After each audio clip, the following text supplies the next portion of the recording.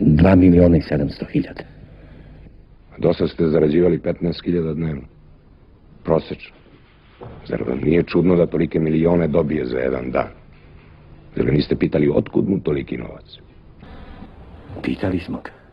Pa šta je rekao? Pa on kaže da je vozio eksploziv za vojsku, a to se tako plaća. A ti si poveru. Pa to se tako plaća. Ko kaže? Pa on Paja. Dobro. A sad reci, gde ti je novac koji si dobio? Pa, taj novac koji sam dobio, on je u banci.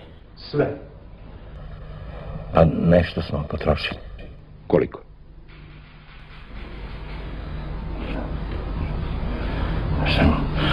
Pa, znali sam, ako smo da je, 1.729.500,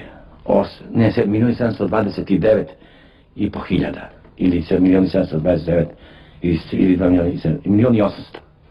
Lepo, Bogan. Znači nećeš moći da spasiš druga. A kako da ga spasim? Da vratiš novac. A hoću, pa prodaću ja i kamion. I sve stvari što smo kupili prodaću.